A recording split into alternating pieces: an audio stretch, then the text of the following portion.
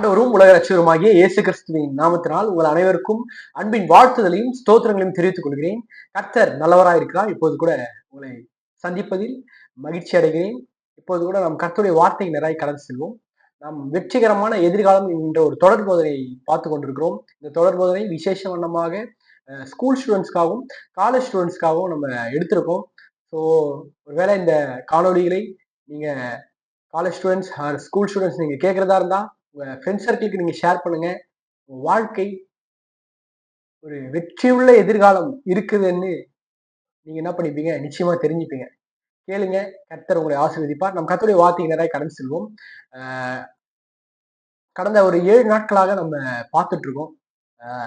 எப்படி வெற்றிகரமான வாழ்க்கை வாழ்வதற்கு நான் என்ன தெரிஞ்சுக்கணும், அல்லது வெற்றிகரமான ஒரு எதிர்காலம் எனக்கு உண்டு என்பதற்கு நான் என்ன தெரிஞ்சுக்கணும் அப்படின்னு சொல்லி நம்ம பார்த்தோம். அதுக்கு மெயினா நம்ம என்ன பார்த்தோம், நீங்க கடவுளை தெரிஞ்சுக்கணும் அப்படின்னு பார்த்தோம். தேவனை தெரிஞ்சுக்கணும், உங்களை படைச்ச தேவன் நீங்க தெரிஞ்சுக்கணும். ஓகே, படைச்ச தேவனை நான் எப்படி தெரிஞ்சுக்கிறது? அதுக்கு நீங்க என்ன பண்ணணும், முதல்ல அவரோடு கூட ஒரு உறவுல இருக்கணும் அப்படின்னு சொல்லி பார்த்தோம். அது மட்டும் இல்லாம என்ன பார்த்தோம், எப்படி நான் அவர் கூட உறவுல இருக்கிறது, அதைதான் இப்ப பார்த்துட்டு இருக்கோம். எப்படி நம்ம அவர் கூட உறவுல இருக்கிறது அப்படின்னு சொல்லி பார்த்துட்டு இருக்கோம்.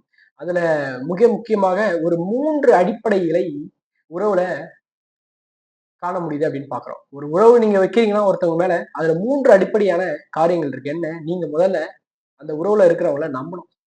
2வது அவங்க மேல அன்பு வைக்கணும். 3வது என்ன, அவங்க கூட நேரமும் மற்றும் என்னவா உரையாடலும் இருக்கணும், கான்வர்சேஷன் இருக்கணும். பாருங்க, இதுதான் என்ன உறவு கொள்வதுன்னு அர்த்தம். பாருங்க, தட்ஸ் அ குட் ரிலேஷன்ஷிப். அதுதான் என்ன, இது ஆண்டவராகிய இயேசு கிறிஸ்து நம்ம கடவுள் என்னவா, அவரு முதல்ல நம்ம மீது இதெல்லாம் பண்ணிட்டாராமா, நம்ம மேல நம்பிக்கை வச்சுட்டாராமா, நம்ம மேல அன்பு வச்சுட்டாராமா. அது மட்டும் இல்லாம என்னவா, நம்மோடு கூட நேரத்தையும், அது இல்லாம நம்மோடு கூட கான்வர்சேஷனும் பண்ணிட்டு இருக்காரு. பாருங்க, அப்போ நமக்கு நம்ம அவர்கிட்ட உறவு வைக்கிறதுக்கு முன்னாடி அவரு நம்ம கிட்ட உறவு வச்சுட்டார். ஓகே, இப்போ நம்ம அவர் கூட எப்படி உறவு வைக்கிறது அப்படின்னு சொல்லி நம்ம பார்த்துட்டு இருக்கோம். அதுல குறிப்பா நம்ம கடந்த ஒரு சில நாட்களாக நம்ம என்ன பார்த்துட்டு இருக்கோம், நம்பிக்கை. முதல்ல நம்பிக்கையை பார்த்தோம். என்ன அடிப்படைகள்ல நம்பிக்கையை பார்த்தோம். என்ன நம்பிக்கை, எப்படி பிரதர் நான் அவர் மேல நம்பிக்கை வைக்கிறது? நம்ம அதான் ஒரு காரியங்களை வைத்து பார்த்தோம். என்ன, நம்ம மற்றவங்க மீது நம்பிக்கை வைக்கணும்னா அவங்க நமக்கு என்னெல்லாம் செஞ்சிருக்காங்கன்னு அப்படின்னு பார்க்கும்போது என்ன வருது, நமக்கு நம்பிக்கை உண்டாகுது. உதாரணம் கூட சொன்னேன், உங்க ஃப்ரெண்டு மேல உங்களுக்கு நம்பிக்கை வருதுன்னா எப்படி, உங்க ஃப்ரெண்டு உங்களுக்காக ஏதாச்சும் ஒண்ணு பண்ணியிருப்பாங்க. அதனால என்ன ஆகுது, உங்க ஃப்ரெண்டு மேலே நம்பிக்கை வருது. அப்போ கடவுள் மீது உங்களுக்கு நம்பிக்கை வரணும்னா என்ன, அவர் உங்களுக்கு என்னெல்லாம் பண்ணியிருக்காரு முதல்ல பார்க்கணும். அதுக்கு பல காரணங்கள் இருக்கு. அதுல குறிப்பா நம்ம 4 காரியங்களை நம்ம ஏற்கனவே பார்த்தோம். என்னவா, உங்களை சிருஷ்டித்திருக்காரு, உங்களை படைச்சிருக்காருங்க. உங்களுக்காக என்ன பண்ணியிருக்காருன்னு கேட்டீங்கன்னா, உங்களை படைச்சிருக்காரு. அதுவே உங்களுக்காக அவர் என்ன பண்ணியிருக்காருன்னு காட்டுது. அது மட்டும் இல்லாம என்னவா, அவரை போலவே உங்களை படைச்சிருக்காரு, ரொம்ப ஸ்பெஷலா உங்களை கிரியேட் பண்ணியிருக்காரு அப்படின்னு பார்த்தா பாருங்க. மத்த உயிரினங்கள்லாம் பாருங்க, கடவுளை போல இல்ல. பாருங்க, என்ன சுயமா சிந்திக்கக்கூடிய ஒரு ஆற்றலை கொடுத்தாரா? எந்த உயிரினங்களுக்கும் கிடையாதுங்க. ஆனா பாருங்க, மனிதனுக்கு தான் அந்த இமேஜினேஷன் பவர்ஸ் சொல்றாங்க. பாருங்க, இமேஜினேஷன் பவர் ஒரு ஒரு கிஃப்டட். அது யோசிச்சு பாருங்க, அப்படியே ஒரு இமேஜினேஷன் பண்ற பாருங்க. இப்ப பூனை அப்படின்னு சொன்னாலே மைண்ட்ல உடனே பூனைன்னு வரும். பாருங்க, அந்த அளவுக்கு ஒரு சூப்பரா கிரியேட் பண்ணிருக்காருங்க. எப்படி பண்ணிருக்காரு, நம்மள அவரை போலவே சிருஷ்டித்து ஸ்பெஷலா கிரியேட் பண்ணிருக்கா அப்படின்னு பார்த்தோம். அது மட்டும் இல்லாம என்னவா, நம்ம வாழ்வதற்கு ஒரு நல்ல இடத்த கடவுள் கொடுத்தாரு அப்படின்னு பார்த்தோம். உண்மைதானங்க, கடவுள் என்ன பண்ணிருக்காரு எனக்கு கேட்டா, அவர் நம்புறதுக்கு என்ன பண்ணிருக்காரு கேட்டா, நீங்க நல்லா ஒரு இடத்துல இருக்கீங்களா, இந்த பூமியில இருக்கீங்களா, அதுவே கடவுள் கொடுத்த கிருபைங்க. இந்த பூமியை பாருங்க, மற்ற கிரகத்துக்கு எல்லாம் போனீங்க சுத்தம். பாருங்க, நான் ஏற்கனவே சொன்னேன், ஸ்பேஸ்ல போனோம்னா பாருங்க, எல்லா அந்த ஷூட்டை போட்டுட்டு தான் நீங்க ஸ்பேஸ்ல இருக்கணும். பாருங்க, அந்த ஷூட்டே சொல்றாங்க கிட்டத்தட்ட 6000 கோடி கிட்ட சொல்றாங்க. கேள்விப்பட்டேன். யோசிச்சு பாருங்க, அந்த சூட்டு போட்டு நீங்க நிக்கணும். அந்த சூட்டு போட்டு நீங்க நின்றாதான், அந்த சூட்டு கொஞ்சம் இல்லைன்னா ரேடியேஷன் தாக்கி நம்ம இறந்துருவோம் அப்படிதான் சொல்றாங்க. பாருங்க, பூமியை கொடுத்திருக்காரு, நல்ல இடத்த கொடுத்திருக்காருங்க அவரை நம்புவதற்கு. அது மட்டும் இல்லாம என்னவா, நல்ல மகிழ்ச்சியான ஒரு வாழ்க்கையை கொடுத்திருக்காரு. அது இல்லாம என்னவா, தனிமை இல்லாத ஒரு வாழ்க்கையை நமக்கு கொடுத்திருக்காரு. சரிங்களா, நம்ம நினைக்கிறோம் நான் தனியா இருக்கிறேன், யாரும் இல்லைங்க. கடவுள் உங்களை பாக்குறாரு, கடவுள் உங்க கூட இருக்காரு. அது மட்டும் இல்லாம என்னவா, உங்களுக்கு நல்ல ஒரு தாய் தகப்பன, நல்ல ஒரு ஃப்ரெண்ட் ஜோனை, இதெல்லாம் யாருங்க கிரியேட் பண்ணி கொடுத்தா? நல்ல ஒரு ஃப்ரெண்ட் ஜோனை யார் கிரியேட் பண்ணி கொடுத்தா? நல்ல ஒரு ஃபேமிலி ஜோனை யார் கிரியேட் பண்ணி கொடுத்தா? கடவுள் தாங்க கொடுத்தாரு. இதெல்லாம் கடவுள் தான் உங்களுக்கு செஞ்சாருங்க. சரிங்களா உங்களுக்கு? அப்போ இதுவே என்ன, இதெல்லாம் என்ன காட்டுது, கடவுள் மீது எனக்கு நம்பிக்கை உண்டாக்கும்படியாக இதெல்லாம் காட்டுது. அதான் பார்த்தோம். ஒரு மனுஷன் மீது நான் நம்பிக்கை வைக்கணும்னா என்ன, ஒருத்தவங்க மீது நம்பிக்கை வைக்கணும்னா அவங்க எனக்கு என்னெல்லாம் செஞ்சாங்கன்னா என்னெல்லாம் எனக்கு செஞ்சாங்கன்னா பார்க்கும்போது நம்பிக்கை வருது. அதே போல பாருங்க, கடவுள் ஆண்டவராகிய இயேசு கிறிஸ்து உங்களுக்கு இதெல்லாம் செஞ்சிருக்காரு. அது மட்டும் இல்லாம இன்றைக்கு என்ன பார்க்க போறோம்னா, 5வது காரியமாக இன்னும் ஒரு 2 காரியத்த பார்த்து நம்ம இந்த நம்பிக்கைக்கான காரியத்த முடிப்போம். அது வருகிற நாட்கள்ல நம்ம இ அன்பை பற்றி சில காரியங்களை பார்ப்போம். எப்படி நான் கடவுள்கிட்ட அன்பு கூர்றது அப்படின்னு சொல்லி பார்ப்போம். முதலாவது பாருங்க என்ன 5வது காரணமாக என்ன, கடவுள் உங்களுக்கு என்ன செஞ்சாருன்னா, உங்க பாவத்த தண்டனையிலிருந்து நம்மை காப்பாற்றினாராமா. பாருங்க, பாவம் வந்து ஒரு தண்டனை உண்டாக்கிடுச்சாமா மனுஷனுக்கு. அந்த தண்டனையிலிருந்து எல்லா மனுஷனையும் கடவுள் காப்பாத்தினாராம். நீங்க சொல்ல, என்ன பிரதர் எல்லா மனுஷனையும் கடவுள் காப்பாத்திட்டாராங்க? ஆமாங்க. பாருங்க, மனுஷன் பாவத்துல விழுந்தான் பாருங்க. பாவம். என்ன கடவுள மதிக்கல. நீங்க சொல்ல, என்ன பிரதர் கடவுள மதிக்காதது பாவமா? ஆமாங்க, பாவங்க. யோசிச்சு பாருங்க. கடவுள் உருவாக்கின கடவுளை என்ன உதாசீனப்படுத்திட்டு போறான் பாருங்க. கீழ்ப்படியல. கடவுள் கீழ்ப்படியாததனுடைய விளைவு என்ன ஆகுது? அது ஒரு பாவம் என்று பைபிள் சொல்லுதுங்க. யோசிச்சு பாருங்க. இன்றைக்கு எவ்வளவு ஜனங்கள் கடவுள நம்ப கூட மாட்றாங்க. கடவுள போ அப்படின்றாங்க. இல்லங்க. கடவுள நம்புங்க. கடவுள் தான் உங்களுக்கு எல்லாம். அத மைண்ட்ல வச்சுக்கங்க. பாருங்க, ஆதாம் ஏவாள் பைபிள்ல என்ன சொல்லப்படுதுன்னா, ஆதாம் ஏவாள் கடவுள உதாசீனப்படுத்துனாங்க. ஏன்? கடவுள நம்பல. ஆக்சுவலா என்ன கடவுள் சொல்றாரு, "அப்பா அத பண்ணாத" அப்படின்றாரு. இல்ல நீங்க என்ன சொல்றது நான் என்ன கேட்கிறது? நான் எதுக்கு உங்கள நம்பணும்? பாருங்க, இன்றைக்கு கடவுளை நம்பாதே என்ன ஒரு பாவம் ஆக்சுவலா. பாருங்க, பாவத்தின் உண்டான ஒரு தண்டனையிலிருந்து கடவுள் நம்மள காப்பாத்துறார். தேவன் நம்மள காப்பாத்திருக்காருங்க பாவத்தில் உண்டான தண்டனையிலிருந்து தெரியுங்களா? பைபிள் சொல்லுது. ஆதியாகமம் 3ஆம் அதிகாரம் 21ஆம் வசனத்துல பாவம் பண்ணிடுறாங்க ஆதாம் ஏவாள். தேவன் சொல்றாரு, "பா பண்ணாதன்றவனே என்ன பண்ணிட்டாங்க? கடவுள் மேல நம்பிக்கைய வைக்காம அவங்க மேலே நம்பிக்கை வச்சுட்டு என்ன பண்றாங்க? அத பண்ணிடுறாங்க. பண்ண உடனே என்ன ஆகுது? அவங்க அவமானத்தால நிறையப்படுறாங்க. அவங்களுக்கு தெரியுது, இது அவமானம் ஆயிடுச்சு நமக்கு அப்படின்னு. அது மட்டும் இல்லாம என்னவா வேதனை வருது. போயிட்டு ஒளியிறாங்க. அவமானப்பட்டாங்க. வேதனை வருது. பாருங்க, சரீர பிரகாரமான மரணமும் வந்துருச்சு அதனால. தெரியுங்களா உங்களுக்கு? பாவ பாவம் வந்து ரொம்ப டேஞ்சருங்க. பாவம் வந்து ஒரு மனுஷன அழிச்சிடும் பாருங்க. அவமானத்துக்குள்ள ஆக்கி விட்டுரும் பாவம். தெரியுங்களா உங்களுக்கு? ம். அப்பேற்பட்டது ஒரு பவர் இருக்கு பாவத்துக்கு. ஆனா அந்த பவர காட்டிலும் இயேசுவினுடைய ரத்தம் அந்த பாவத்தை என்ன பண்ணுமாம்? சுத்திகரித்து அந்த பாவத்தையே அழிச்சிருச்சு பாருங்க. இன்றைக்கு கேட்டுக்கொண்டிருக்க யாரா இருந்தாலும் சரி, உங்களுக்கு பாவத்தில் உண்டான தண்டனையிலிருந்து நம்மள காப்பாத்தினார். கடவுள் உங்களுக்கு என்ன செஞ்சாருன்னு சில பேர் கேட்கிறீங்க. பாவத்திலிருந்து உண்டான தண்டனையிலிருந்து காப்பாத்தினார். என்ன பிரதர் அப்படி என்ன தண்டனை இருக்கு பாவத்துலன்னா? காட்டுறேன் பாருங்க. சில சில தண்டனைகள காட்டுறேன். வேதாந்தத்தின் அடிப்படையில அவமானம். இன்னைக்கு பாருங்க எவ்வளவு பேர்ல ம், சரி ஏதாச்சும் ஒரு பாவம் பண்ணிடுறாங்க. பாவம் பண்ணிட்டு அவமானம் வந்துருது. இந்த அறியாமையினால அறிஞ்சு சில நேரங்கள்ல பாருங்க பாவம் பண்ணதனுடைய விளைவுனால என்ன ஆயிடுது? அந்த தண்டனை வரும்போது தான் தெரியுது. அவமானப்படுறாங்க. ஐயோ! இத ஏன் பண்ணோம்?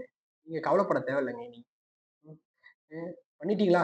இன்றைக்கு இயேசு கிறிஸ்து கிட்ட வாங்க. அந்த அவமானத்தலாம் அவர் ஏத்துக்கிட்டாரு. சரிங்களா? நீங்க பண்ண எல்லா பாவத்துக்கான தண்டனையிலிருந்து, அவமானத்திலிருந்து அவர் ஏத்துக்கிட்டாரு. நீங்க அவமானப்பட தேவையில்ல. சரிங்களா உங்களுக்கு? ம். நீங்க அவர நம்புங்க. ஆமா, என் பாவத்தெல்லாம் அவர் ஏத்துக்கிட்டாரு. நான் ஏன் அவமானப்படணும்? எனக்கு நல்ல வாழ்க்கை குடுத்துட்டாரு. பாருங்க அவமானத்த உண்டாக்குது பாவம். பாருங்க ஆதாம், ஏவாள் போயிட்டு ஒளிறாங்க. அது மட்டும் இல்லாம என்னவா வேதனை உண்டாக்குது. பாருங்க, அவங்க பண்ண அந்த பாவத்தின் விளைவுனால வேதனை வருது. என்ன? பைபிள்ல சொல்லுது, ஸ்திரீயானவள் என்னவா கர்ப்ப வேதனையோட பிள்ளை பெறுவாள் என்று சொல்லப்படுது. வேதனை உண்டாயிடுச்சு. மனுஷனுக்கு ஒரு வேதனை. ஏன் பூமியில இவ்வளவு வேதனை இருக்கு? மன கஷ்டம், மன பாரம்னா பாவத்தினுடைய விளைவு அதெல்லாம். வேதனை உண்டாக்குது. அது மட்டும் இல்லாம என்னவா பசி, பட்டினி, வறுமை. ஏன் பாருங்க, இங்க எங்க பிரதர் பார்த்தா தெரியல. ஆதாம் ஏவாள் காலத்துல எதுவுமே தெரியல. இல்லங்க. ஏதேன்ல இருக்கிற வரைக்கும் தான் சாப்பாடு, நல்ல சாப்பாடு இருந்தது பாருங்க. ஏதேனை விட்டு கடவுள் தெருத்துன உடனே பாருங்க, சில பேர் சொல்றாங்க கடவுள் தெருத்தினார்னு அப்படின்னு சொல்லப்படுது. பைபிள்ல துரத்தி விடுகிறார் என்று வார்த்தை வருது. ஆக்சுவலா என்ன பண்ணியிருக்கார் தேவன்?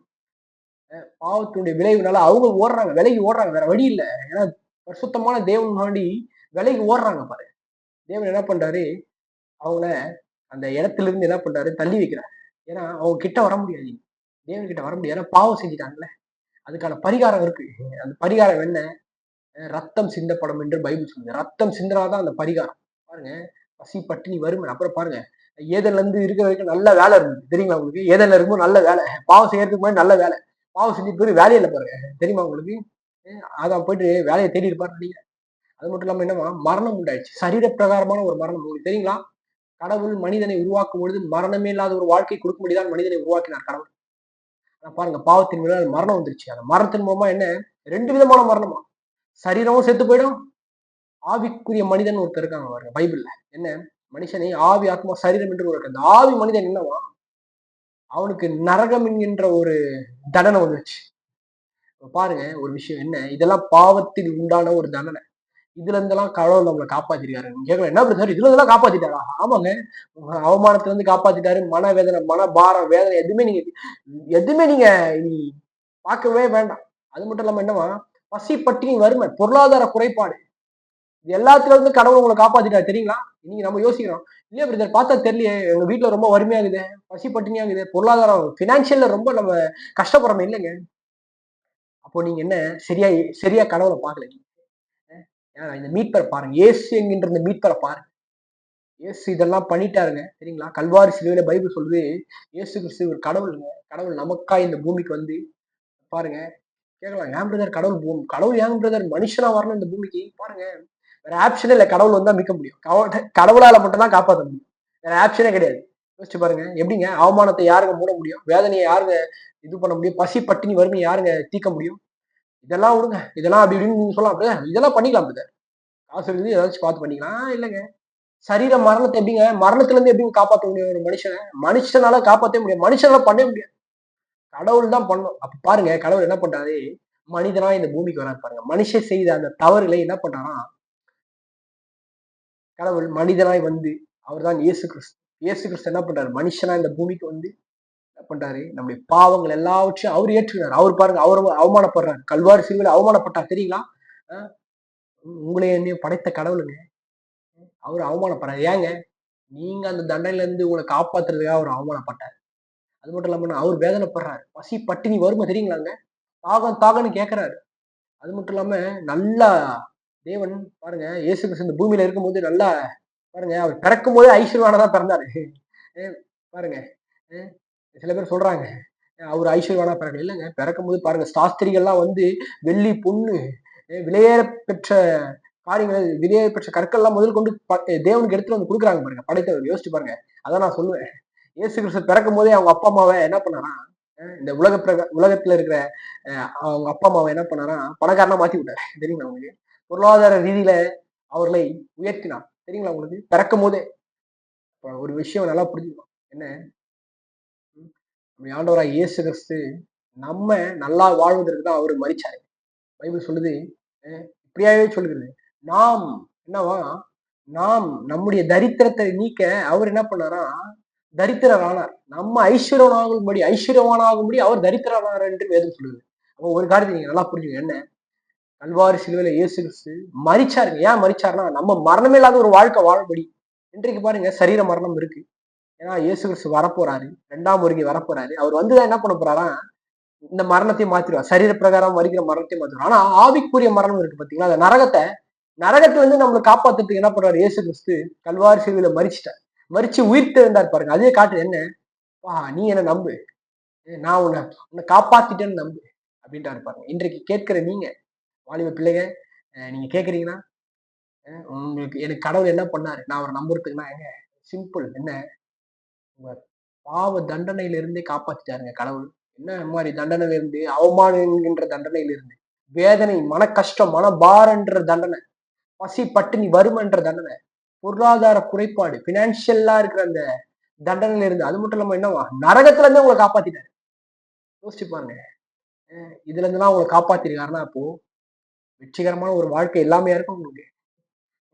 யோசிச்சு பாருங்க, வெற்றிகரமான ஒரு எதிர்காலம் உங்களுக்கு இருக்குங்க. நம்புங்க, வெற்றிகரமான எதிர்காலம் உங்களுக்கு உண்டு.